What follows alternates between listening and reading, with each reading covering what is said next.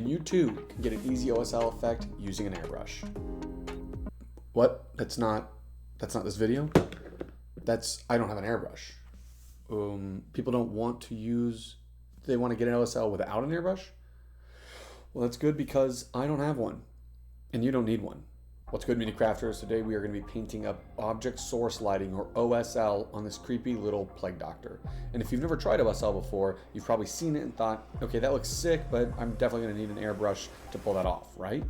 Wrong. And today I'm going to show you how to get this effect without using an airbrush. And if you stick around to the end of the video, I'm going to show you the #1 trick that most painters do that messes up their OSL effect, and the fix is super easy.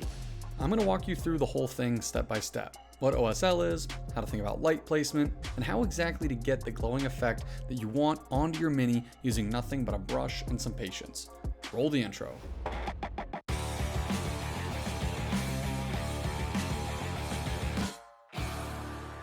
Now, if you caught my terrain painting video a couple videos back, you may have remembered that I snuck in a section where I did some quick and dirty OSL on the lights of a building using some makeup sponges. And at the time, I said, quote, I plan to do a video solely about this technique and the process in the future. And makeup sponges mimic airbrush effects in a really good way, and they give you that soft diffused fall off without needing to think too hard about it. But today we're going to be doing it all by hand, and we're going to be having to use our brushes instead of our sponges, which are kind of a cheat code, and that's going to force us to think about how light actually works, where it's going to fall, and that's going to overall make you and me a better painter. As I paint everything on this Mini aside from the OSL effect, let's make sure that we're all on the same page. OSL, or object source lighting, is a technique where you're going to be painting the effect of a light source onto your miniature. The idea is that your Mini has something glowing near it or on it or around it. Maybe it's a lantern, a gemstone, a magic staff, or a lava pool at your feet.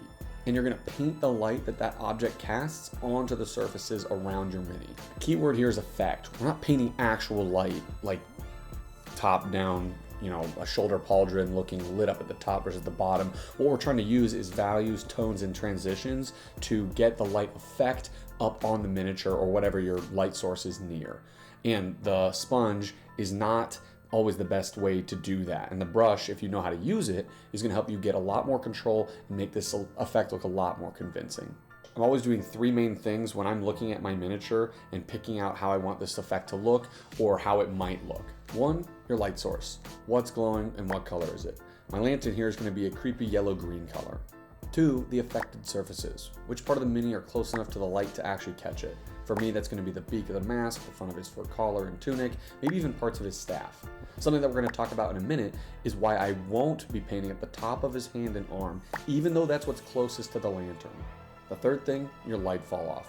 The further you get away from your light source, the weaker the glow should be. Now, I just said the top of the hand and the arm holding the lantern won't be lit up, and that sounds wrong, but let's look at the Mini while I explain one last rule.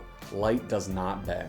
For the lantern, it has this top cover thing that would completely block any light from shining directly upwards, somehow going around the hand and being on top of his arm or his hand or anything. If there's a fold in the cloak or part of the beak of the mask that's not sticking out, the light's only going to hit the surface that has line of sight to the lantern. Surfaces behind folds or on the wrong side of the Mini are going to be staying dark. This does 2 things. It's going to be keeping the light logic consistent because the back of the Mini that's behind the Mini or behind the lantern is not going to be getting lit up. So 1, you're not going to have to paint as much, and 2, the OSL effect is going to look way more believable because if the whole Mini's lit up, nothing's lit up. Now, as I've been talking, I've been adding layers of base coats of desaturated browns and reds all over this guy. And typically when you paint Minis, you want a lot of contrast and to really push your darks and your brights. But in this case, you might want to have your Mini be mostly dark and desaturated so that when you add your glowing OSL, it really pops. Starting with your desaturated color, in my case Ardene's green by scale 75, lay down a thin transparent layer across your entire affected area. You want to thin this to a glaze consistency with water. The main goal is you want that undercolor of your Mini to show through a little bit. And when in doubt, go thinner. You can always add a second coat if needed, but it's really hard to remove paint if you add too much up front. The goal of this layer is to start a broad outline of where the initial light is going to hit the different parts of the model. For my Mini, I'm going to be focusing on the upper chest and ribs area. I'm also going to be hitting part of the underside of his arm since that's going to be facing the lantern. And I'm going to be adding some of the fur, side of his hood and beak, and also part of his tunic and belt as well. You don't want to go too far on your Mini. Think about how bright you want your light source to be. The way that I think about this first layer is that I'm really just trying to shift the local color of the surfaces towards what the light color is going to be. It's important that you don't expect it to look dramatic or really noticeable yet. If you do, then you're not really doing it right. You want this to be subtle at first. And this is what my mini looks like after mapping out where I want my light to end up being. Now I'm going to be grabbing a lighter color green, in this case Irati green by scale 75. I'm going to be mixing that with my initial Ardene's green in a 1:1 ratio, and I'm thinning that down to a glaze as well. What we're going to be doing is repeating what we just did, but I'm applying it over a smaller area, leaving some of the previous green visible. You want to be shrinking your coverage as you start to get brighter. Think of it like concentric rings closing in towards the light source. Each pass is going to be brighter of a color, but smaller of an area. This step may take a few passes as you build up your color. I always go thinner and add more if I want. And once I kind of get that mid-tone more established, I'm going to be taking pure Irati green, and I'm going to thin that down to a glaze, and I'm going to be adding that in a smaller area that's going to be getting closer to the lantern. And this is the part that really catches people. The instinct is to go bright quickly, but if you skip the midtones or you jump up in contrast too fast, you're going to get a hard edge instead of a glow. Or you're going to end up with a mini that's supposed to be wearing brown leather, having belts, having metal bits, and it's just going to look like you painted a random color over the top of each of those surfaces. The point is that this transition needs to look natural, like light that is fading as it travels through space. So be patient with these middle layers. After adding layers and building up my brightness, I'm going to be grabbing some of my fluorescent green by Golden. I'm going to mix a little of that into my pure Irati green, and this is going to give it some zhuzh or oomph. At this point, I'm adding this elevated green, and I'm only applying it to the absolute closest surfaces to the lantern. You're going to start to notice the brightness is really going to kick up here. For me, that's going to be the tip of his beak, the closest part of his fur wrap, and the inside of his arm holding the lantern that's closest to the lantern. Now, if I add this to too many spots and details, I'm going to make the whole thing look too bright and blow out the color. The shadows and the contrast of the darker sections are really going to help sell the brightness of whatever your light source is. But that only works if there's dark recesses to do that. Here's a really quick and easy gut check to see if you're on the right track. Grab your mini, hold it kind of like a little bit further away from you than you might be painting, and then squint. Are your eyes drawn immediately to the light source? If yes, then you nailed it. You're on the right track, and you just gotta trust the process. But if it looks like a random bright patch, or you either don't see where your brightest spot is, or everything is too bright, then you might need to go back and adjust. But don't worry, just go back and add more of those middle layers to soften up the transition. Or take your initial darker color and glaze that from the dark edges and the shadows up into your midtones to bring that brightness down a little bit. And the last step here is the light source itself. For me, it's the lantern, and I need that to look like it's the brightest part and spot on the miniature. To start, I'm adding pure white to the openings, and I'm not worried if it's going to be getting on those little crossbars because the light would organically spill onto those parts anyways. I'm going to add a couple of layers to get opacity, and then I'm going to take some of this fluorescent green color that I added earlier, and I'm going to add that right over the white, pure. This is going to take a couple of layers as well, and I want to let that fully dry in between each layer.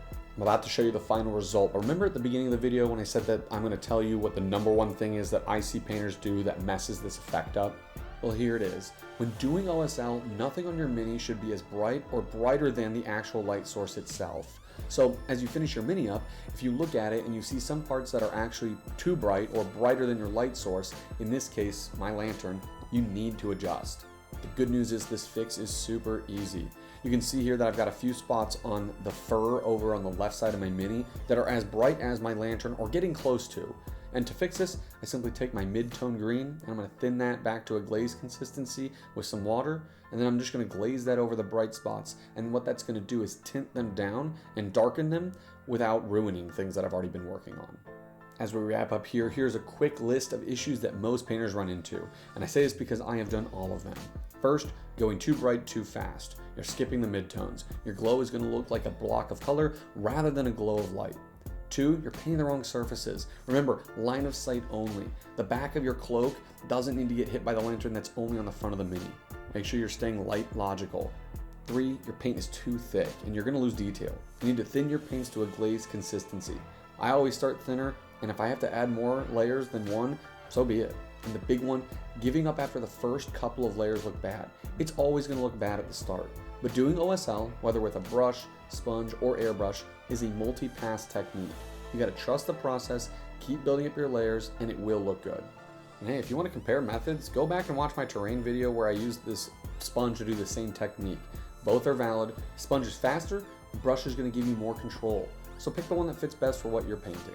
And if you want to try this yourself and you have the light source picked out but you don't know what colors of paint to pick, drop a comment below and I'll give you my recommendation. Also, I love seeing what you guys are painting up and creating, so if you're working on an OSL project right now, tag me on Instagram. Links down below. And if you want to support the channel, I have links to all my tools and supplies below. Those are affiliate links that give a little kickback to the channel at no extra cost to you.